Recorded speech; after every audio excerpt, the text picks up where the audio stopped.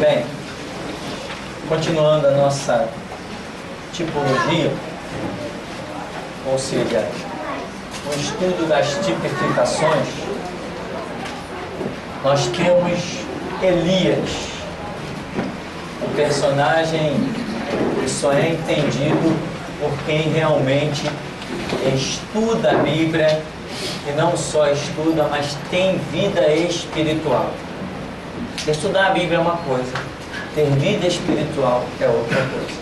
Conhecer a Bíblia é uma coisa, e realmente se render à Bíblia, buscar ter uma atitude conforme os padrões bíblicos, é outra diferente. Então, Elias é uma pessoa, é uma situação, um mover espiritual muitas vezes pouco entendido.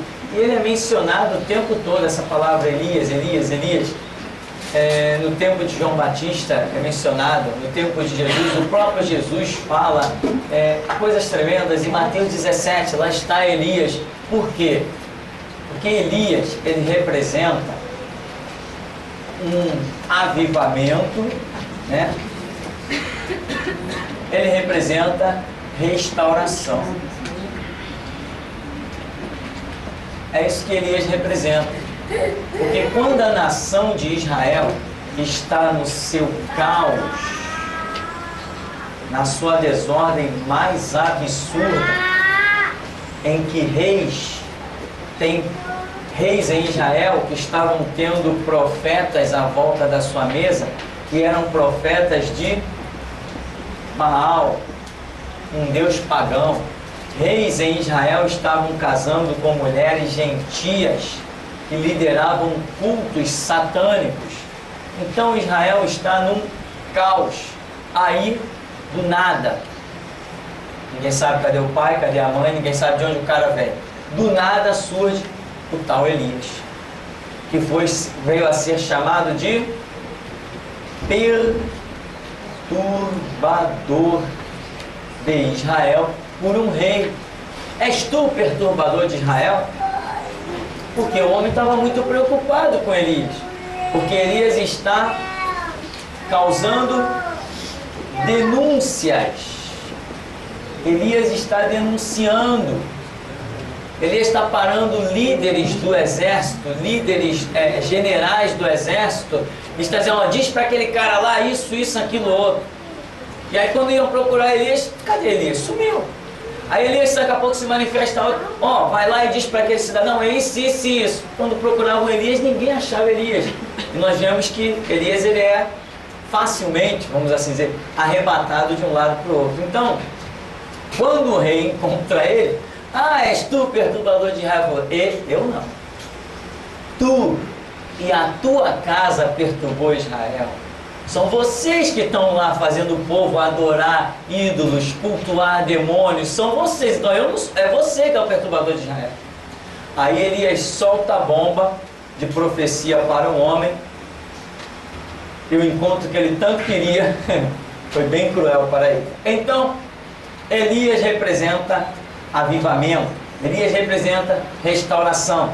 Quando Israel está, como é dito lá, 450 profetas de Baal que comem na mesa do rei. Imagina, olha a condição que está. Elias vai e chama o povo ao Monte Carmelo. Olha, eu fiquei por profeta do Senhor e vocês são 450 profetas de Baal. Vamos lá para o monte.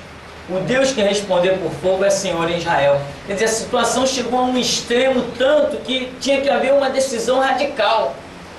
Se não houvesse algo muito explosivo, o povo não ia mais ser liberto. Deus tinha que operar ali naquele momento algo muito radical. Deu a direção a Elias, como ele mesmo quando está orando, disse, Senhor, fiz tudo conforme tu me mandaste fazer.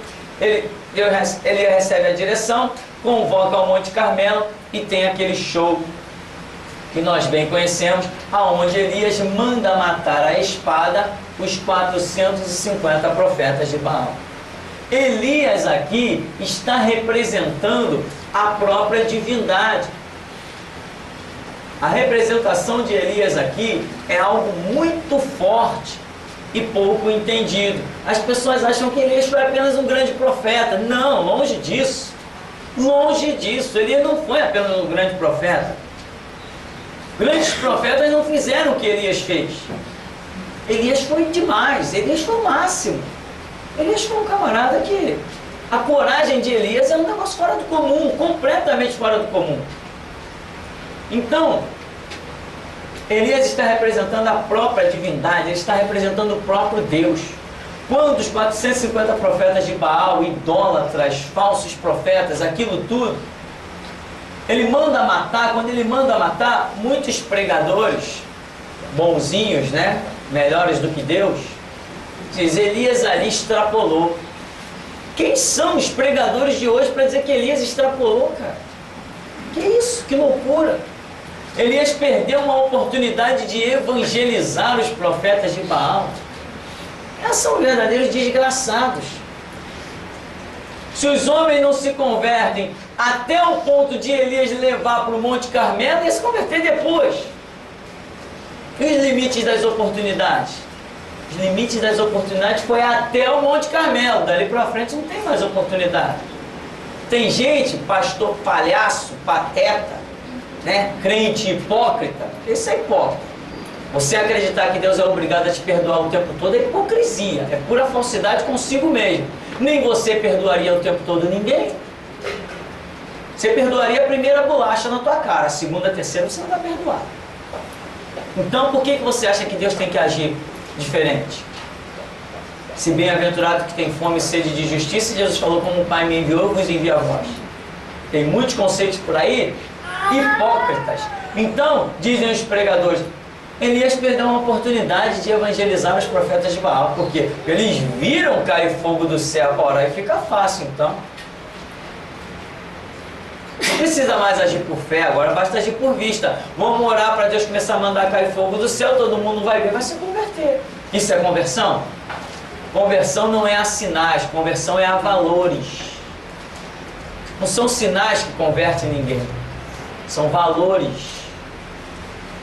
Então, manda matar, porque Deus está representando através de Elias toda a sua ira contra a idolatria, contra as mentiras que são as falsas profecias que acontecem tanto lá no mundo, nos terreiros de macumba, quanto dentro das igrejas evangélicas, as falsas profecias. Um dia Deus vai manifestar a sua ira. Irmão, eu estou tendo uma visão, olha, meu irmão, mas que nem eu compro um óculos novo, as visões acabam. Irmão, ó, eu estou sentindo no meu coração, vai fazer um check-up que acaba logo o problema, toma um calmante. Não, mas quer falar, quer se exaltar e toma ali profetada em cima de um, em cima de outro, né? Está pensando que vai ficar tudo por isso mesmo. Espera que vai ver se vai. Não há nada oculto aos olhos de Deus, todas as coisas são nuas e patentes. E por tuas palavras é que tu serás julgado, justificado ou condenado. Então, a ação de Elias ali, representando Deus de uma maneira tão especial, ele manda matar, porque ele tem autoridade para isso. Simplesmente tem, ou não tem. Um homem que diz, Senhor, que caia fogo dos... Antes de acabar de orar já caiu, ele tem autoridade. Ah, se tem. Mata. Acabou, meu irmão, está morto.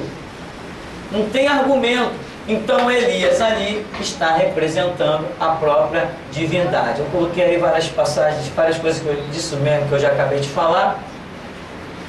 Que ele está representando o próprio Deus, demonstra a sua posição. Assim, depois esse Elias, esse mesmo Elias, cheio da unção, autoridade, poder, sei lá mais o que se possa achar, ele diz que, conforme a sua palavra, que não choveria por 3 anos e meio. Esses 3 anos e meio já está aí entrando mais uma tipologia, uma tipificação de que metade do reinado do anticristo, metade do reinado do anticristo, será tipificado por um período chamado Grande Tribulação. É um período, meu irmão, é um período horrendo. Horrendo. Que representa justamente a ausência da chuva profetizada por Elias. Chuva é símbolo da graça de Deus. Chuva, na tipologia, representa a graça de Deus. Elias está numa situação em que ele profetiza que por 3 anos e meio não haveria chuva. Ora, nesse período aí, nós vimos em Israel mulheres cozendo na panela os próprios filhos para comer.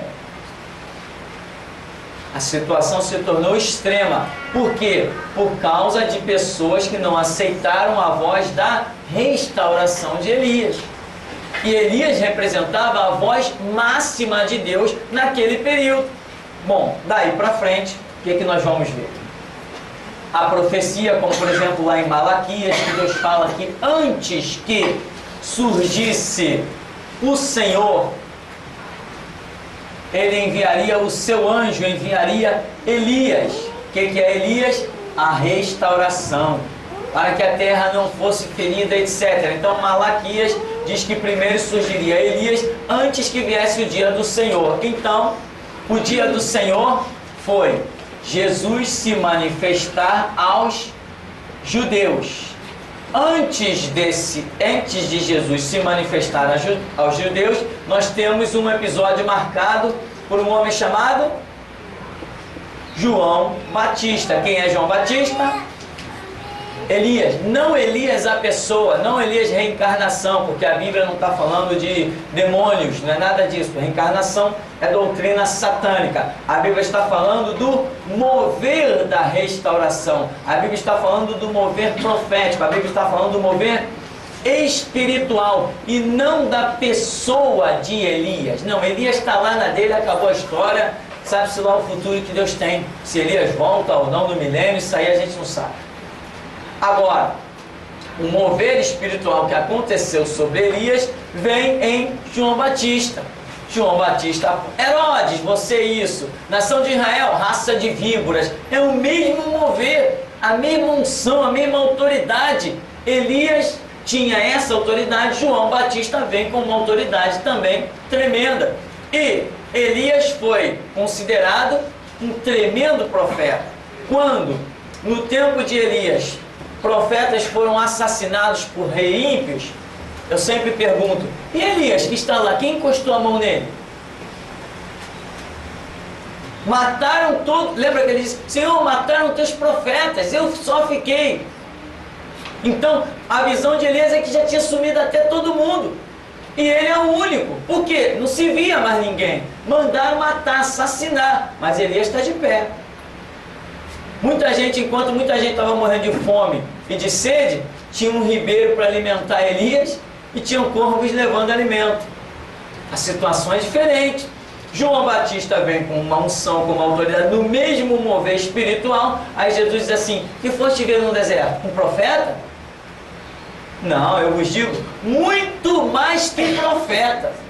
Porque o mover da restauração deixa para trás qualquer profecia.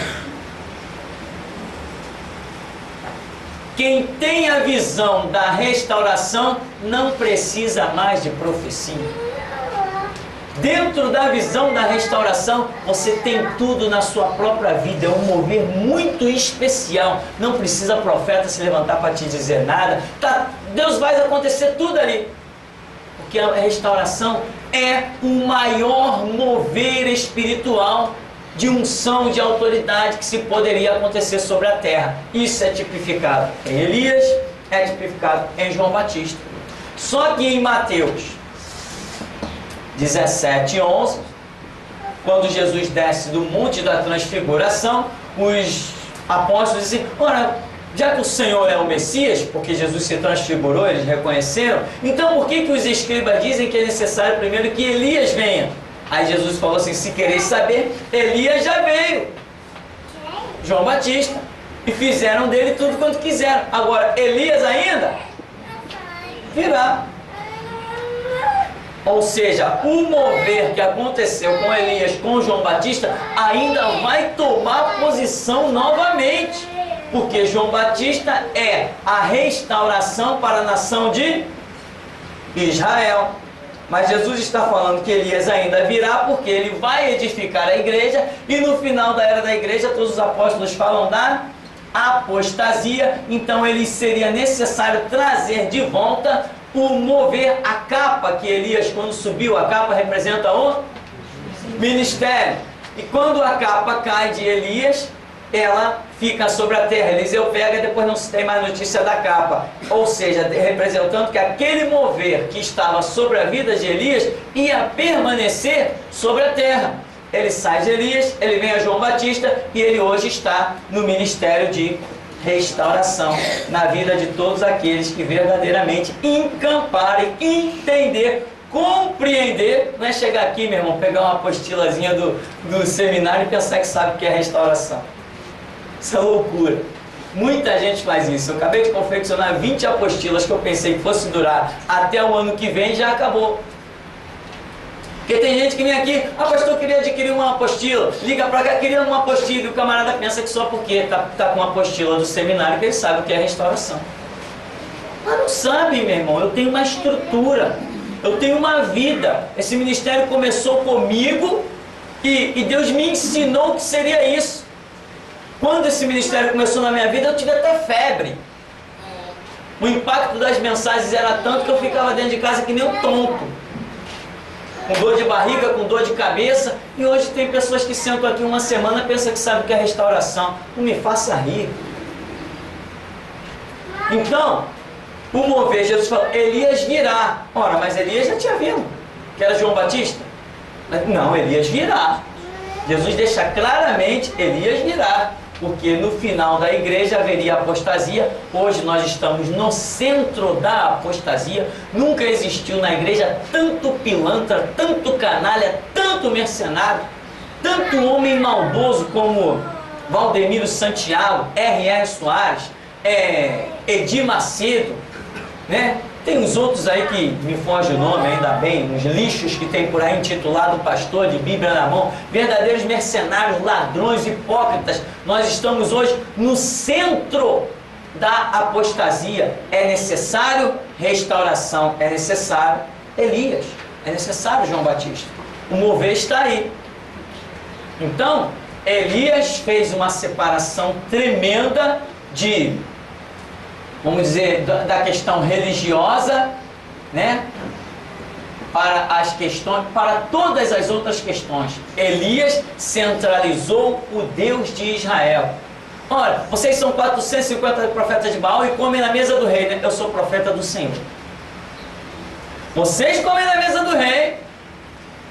Vocês são profetas lá não sei de onde. Eu sou profeta do Senhor. Vamos para o Monte Carmelo. O Deus que responder por fogo é Senhor em Israel.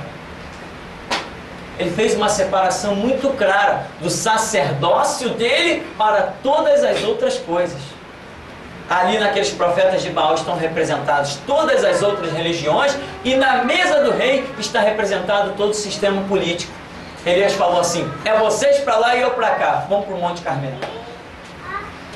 Isto é Elias, isto é restauração.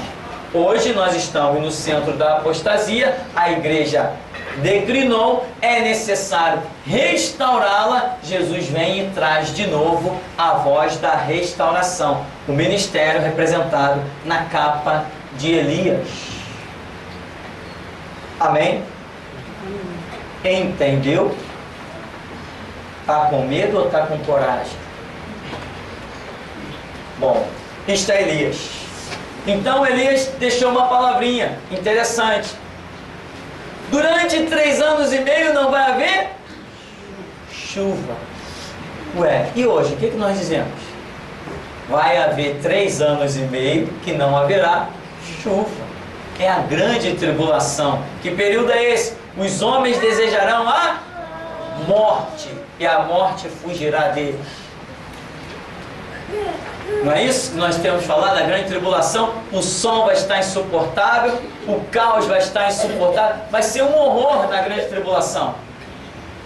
Mortes, guerras, assim, os 4 cavaleiros de Apocalipse, né? Menos um, né? O primeiro, o branco, Já foi. Na grande tribulação, ou seja, nos 3 anos e meio, entram em ação os 3 últimos cavaleiros, que é a guerra, a fome e a morte. Mas não é uma morte comum, não é uma morte moleza. A Bíblia diz que a morte e o inferno o seguia. Então nós temos ideia dessa realidade aí. Bem, deixando um pouco de Elias de lado, vamos até um outro personagem chamado Davi.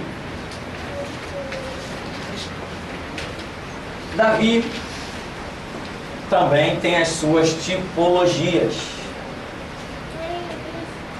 Todos os profetas, você vai achar neles lições, logicamente, Deus botou ali, você vai achar lições poderosas. Mas existem alguns que têm um destaque maior. Cada um tem o seu ministério. Amós teve o seu ministério. O ministério de Amós foi glorioso? Claro, tudo que o Espírito Santo dá é glorioso. Mas o ministério de Amós teve a sua importância naquele momento. Mas se nós fôssemos olhar a extensão e o ministério de Davi, nós diríamos, nós, na nossa ignorância, diríamos, o ministério de Davi foi maior que o ministério de Amós. E se nós perguntássemos a Deus? Eu acredito que Deus diria assim, não, cada um cumpriu o tempo que eu dei. Cada um cumpriu o propósito que eu dei. Então, diante de Deus, não teria maior. Porque Ele reparte a cada um segundo a sua própria capacidade. Né? Agora, alguns se destacam mais aos nossos olhos, até pelo tempo, pelas coisas que acontecem, mas eu creio que cada um deve ter lá o seu propósito cumprido. Então, nós vemos Davi, um reinado que prefigura o reinado do próprio Messias, do Cristo Jesus. Então você vai ver coisas acontecendo no ministério de Davi, que é aquilo que viria a acontecer no ministério de Jesus, do próprio Jesus. Uma das coisas que sempre me chama a atenção é quando Davi tira o seu manto de rei, e ele tira o seu manto de rei e ele dança, né? No meio do povo, ele pula para lá, ele pula para cá, e a Bíblia diz que Davi bailou no meio do povo, e uma das suas esposas, Mical, não é? Criticou. É assim que faz o rei de Israel, se despindo diante dos servos e das servas, como qualquer... Qual a expressão que ela usa lá? Qualquer vagabundo? Qualquer vadio, é isso mesmo. Então, aí ele diz o que? Dos servos e das servas de que tu falaste, eu serei honrado. Aí a Bíblia diz que Mical não teve filhos até o dia da sua morte. Ou seja, ela foi castigada por Deus e não teve o privilégio, que na época então era muito privilégio, a mulher ter filhos, e ela foi cortada deste privilégio. Davi então tem uma atitude que a própria mulher dele, que é uma judia, reprova. Mas ele despiu-se da sua veste real. Também a Bíblia diz que Jesus Cristo despiu-se da sua glória e habitou entre nós. E o que identificaria Davi facilmente era aquele manto real. Ele, sem aquele manto real, entrando no meio do povo, ninguém diria o rei Davi ali. Aquilo fazia uma distinção muito grande de Davi. Então ele ali já começa, né, também nesse episódio que muitos ignorariam, inclusive a sua própria esposa, né, o criticou duramente e foi castigada. Ele ali também está tipificando coisas que Deus viria a fazer sobre a terra, no reinado do próprio Jesus. Aqui diz, nós vamos correr um pouquinho, chamado em condições improváveis, né? Você vê que Jesus, quem poderia dizer que aquele filho de pobre seria um Messias? Quem poderia imaginar que Davi, sendo o 8º da sua irmandade, ele poderia vir a ser o rei de Israel? Então as condições são improváveis para chegar onde chegaram. desprezado pelos irmãos. Jesus, já vimos isso, né? E o próprio Davi também sofreu o desprezo dos seus irmãos. Quando ele foi lá ver a guerra lá, os irmãos disseram: o que tu veio fazer aqui? Vieste aqui para ver a guerra? Não, não tem motivo para ver a guerra? Então sempre procuravam desprezá-lo. Por quê? Porque ele era o menor. O caçula realmente era desprezado. Passou na prova, né? Quando Golias se apresenta no vale. Jesus também, botei aí Satanás, Mateus 4, quando Jesus foi tentado ali no deserto, também situações semelhantes. Fugitivo com ameaça de morte, Jesus teve que fugir com ameaça de morte. Quando José o levou para o Egito, Davi teve que correr o tempo todo. Ele tem como ministério rei, sacerdote e profeta, né? Ou seja, Davi foi rei, sacerdote e profeta. Um dos exemplos disso é quando, por exemplo, Saul, que antecede Davi, Saul, ele vai oferecer sacrifício. Mas no sacrifício que ele oferece, Deus o reprova, porque ele era rei, ele não era nem profeta e nem sacerdote. Ele foi ter uma atitude que não condizia com o ministério dele. E Samuel, quando chega, diz assim: tu obraste loucamente, teria Deus confirmado o teu ministério. Então, Jesus também, Davi não, Davi era rei, profeta e sacerdote. Davi oferece sacrifícios e Deus aceita. Inclusive num lá até cai fogo do céu e Deus aceita os sacrifícios de Davi, porque Davi era não só rei, mas também profeta e sacerdote, né? Algumas pessoas assim, foi boa lembrança agora, algumas pessoas dizem assim: ah, pastor, você não aceita político, então Davi no seu ministério estava ferrado, né? Mas é ignorante. Davi não era só rei, Davi era profeta e sacerdote.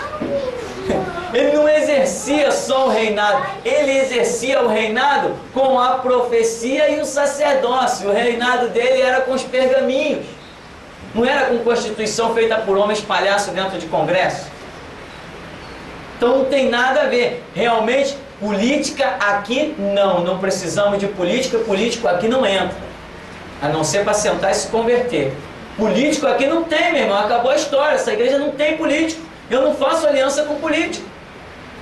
E vê se precisamos deles. Para quê? Para nada. Cada pedaço de tijolo aqui é o nosso suor. Então, Davi é rei, profeta e sacerdote, e reinava com escritura, não com constituição feita por homens. Esse é um detalhe a ser observado. Ele, com esses 3 ministérios, ele tipifica Cristo, porque também Cristo, representado pelas ofertas dos magos, né? Ouro, incenso e mirra, nós temos aqui representado e vemos na vida de Jesus que ele é rei. Por que ele é rei? Porque primeiro ele é descendência de Davi. Lembra quando disseram: vosso mestre não paga o tributo? Aí Pedro foi lá conversar com Jesus: Senhor, estão cobrando tributo.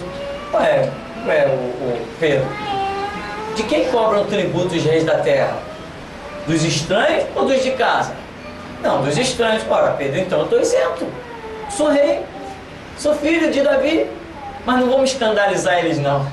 Vai lá, pega o teu anzol, joga no mar, pega o primeiro peixe, pega lá, tem uma moeda, paga por mim e por ti. Mas Jesus não tinha que pagar tributo. Ele é rei. Eles que não reconheceram Jesus como a linhagem real, mas Jesus é rei. Nós vemos que Jesus é rei e é o rei eterno. Vemos que Jesus tem sobre ele o Espírito do Senhor Deus está sobre mim e me ungiu. Então o ministério profético está sobre Cristo e o sacerdócio está sobre Cristo.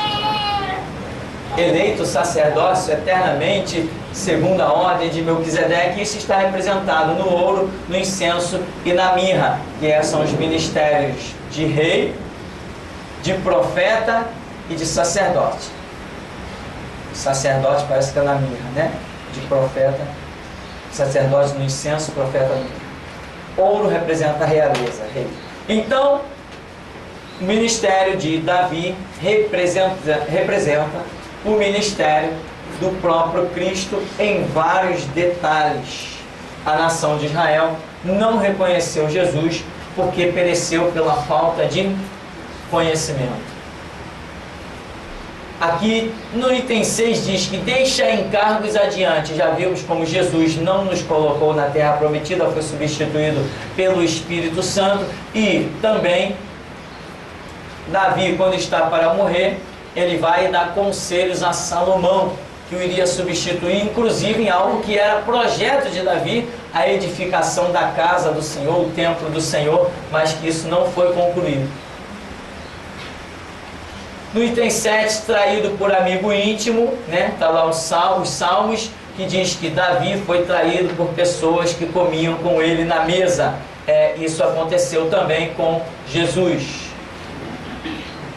No Salmo 22, aí no item 8, diz clamor de profundas dores e abandono. O próprio Jesus usa a mesma expressão do Salmo 22, escrito por Davi, quando ele diz assim: Deus meu, por que me desamparaste? O mesmo detalhe, o mesmo sentimento que vem sobre Davi é o sentimento que vem sobre Cristo. Aí no final despiu-se das vestes reais, tomando aparência comum. Aquele detalhe que nós abordamos no começo. Temos aí mais para frente o que já comentamos um pouquinho, vamos rapidamente passar. Josué, um tipo do Espírito Santo. Foi dito ao povo: adiante de vós eu envio o meu anjo, né? Esse anjo aí é Josué, que foi dito lá, que foi apresentado-se lá em Êxodo, e muita gente confunde esse anjo como se fosse um anjo comum. Anjo representa autoridade, posições espirituais, e esse anjo refere-se a Josué. Foi dito: não lhe provoqueis a ira, não terá misericórdia, né? O que acontece? O Espírito Santo também, a Bíblia diz: se ouvis a voz do Espírito, não endureçais os vossos corações, não extingais o Espírito. Josué tem uma posição muito radical. Lembra quando Acã escondeu o ouro, a capa, a prata? Ele descobre o camarada, ele vai lançando sorte, ele vai dando o jeito dele. Quando ele chega até o camarada, ele manda matar, ele manda exterminar, ele não tem misericórdia, ele vê limites nas coisas. E o Espírito Santo hoje é o que põe o limite. As oportunidades estão com ele. Diz aqui, Jesus disse que quem pecasse contra o Espírito Santo não teria perdão. No item 2, Josué disse: eu e minha casa serviremos ao Senhor. O Espírito Santo só aceita como casa o que serve ao Senhor. O zelo do Espírito Santo será mostrado no dia do arrebatamento, quando sem misericórdia deixará os crentes fracos. Então você vê que as atitudes de Josué, cada vez que ele tem que julgar o povo, cada vez que ele tem que fazer alguma coisa, Josué é o tipo da pessoa radical. Josué é radical. E Josué demonstra uma honra, logicamente, mas isso é enfatizado com Josué, uma honra muito grande à palavra. Quando ele dá uma palavra, ele honra, mesmo que ele fique no prejuízo, como aconteceu naquele pacto que ele fez com os gibeonitas. Aquele pacto que ele fez errado, mesmo assim ele honrou. Então esses detalhes que representam Josué recaem também sobre a pessoa do Espírito Santo no atual ministério que está desenvolvendo com a igreja. Para concluirmos e encerrarmos a tipologia, nós temos João Batista, que tipifica a própria igreja, por alguns detalhes que aí estão. Poderia ter prosseguido dentro de um sistema natural, ou seja, João Batista, ele era filho de Zacarias, que era um sacerdote. João Batista poderia simplesmente ter seguido ali e ele viria a ser um sacerdote e teria aquele mesmo sistema de vida. Não, ele rompe com aquele sistema de vida e vai para o deserto. Então ele começa a representar a igreja que nega um sistema e se lança ao deserto, ou seja, se lança às provas. as lutas, as perseguições, etc. Ou seja, foi para o deserto, foi para as dificuldades. Ser cristão é enfrentar as dificuldades. Anuncia o que fora antes dele e ao mesmo tempo que virá. Olha o que João Batista faz, aqui está ele. Ele diz: aquele que vem após mim é maior do que eu, porque já existia antes de mim. Olha o que esse camarada está fazendo. O que a igreja faz? Não é a mesma coisa? A igreja não anuncia alguém que é antes dela e que ao mesmo tempo virá e é maior? E ele não está dizendo o que virá é maior que eu. Então olha o que João Batista está fazendo. A posição em que ele se encontra, falando de alguém que é antes dele, desde a eternidade, mas que ao mesmo tempo virá e é maior do que ele, é exatamente a posição da igreja. Aqui diz: foi martirizado.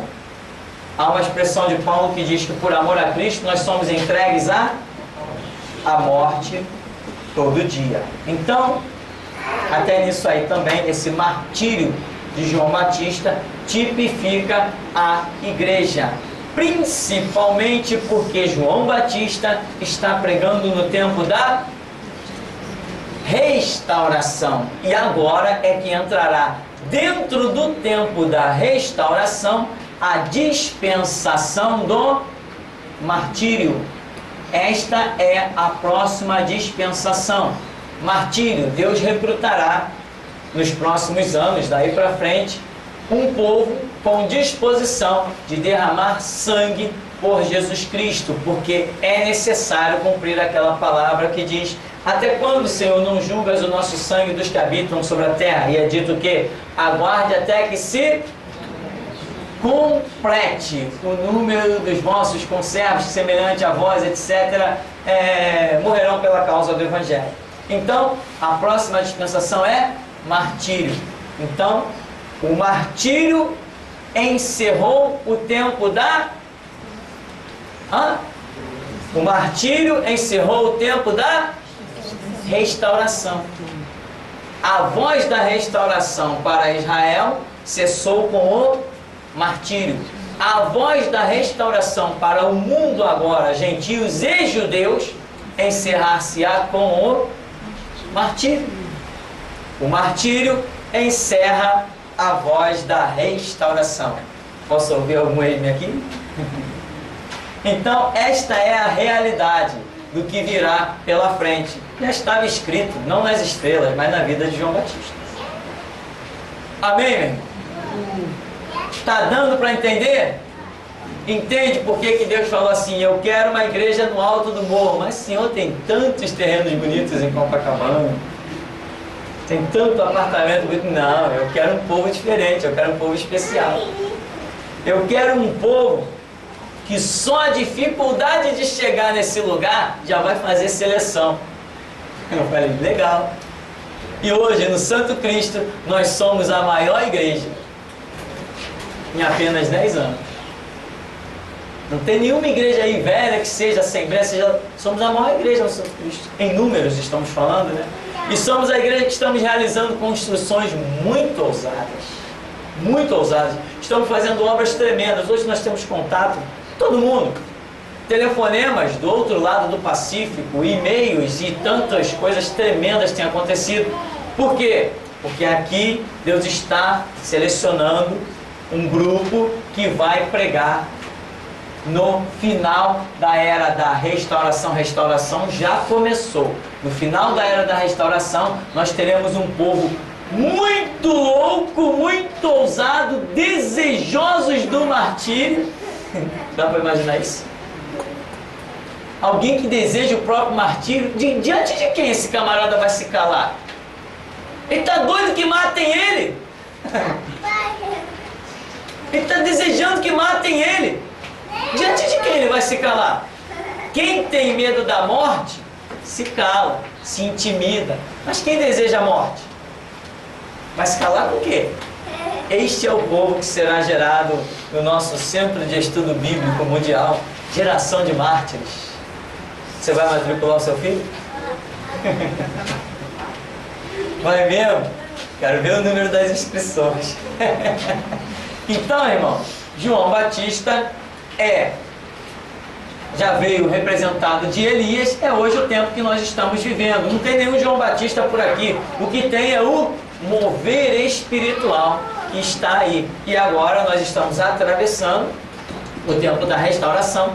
Daqui a pouco ele receberá uma travinha, sei lá, ou como é que eu vou chamar, uma mudança de dispensação dentro da restauração, que é enorme. Nós teremos uma mudança para a restauração do martírio. E aí teremos também no Brasil, pode esperar, o Lula é apaixonado pela China, o Lula é apaixonado pelas bandeiras vermelhas, pode esperar, já vem sucessoras dele aí. E eu já escrevi no livro O Julgamento, Sistema Jurídico em Colapso, eu já coloquei que quanto mais as trevas conseguirem espaço, mais mulheres estarão no poder. Espera, brevemente no Brasil também vai ter uma presidenta, né? E por aí vai. Então, martírio será a próxima dispensação. E quem quiser vida com Cristo vai ter que aceitar, porque os prevaricadores, aqueles que recebem uma missão e não levam adiante, esses não herdarão o reino de Deus. Amém? Fiquemos por aqui. Vamos ficar por aqui, agradecer a Deus em nome de Jesus.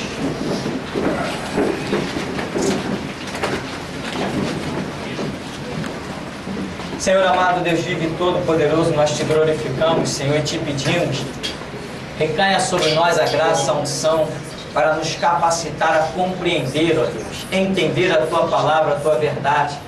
Nos capacita, ó Senhor, pois nós te glorificamos, te bendizemos, rendemos a Ti toda a honra, Deus, toda a glória, todo louvor e adoração, porque ninguém há semelhante a Ti, ó Deus, não há quem faça as mesmas obras.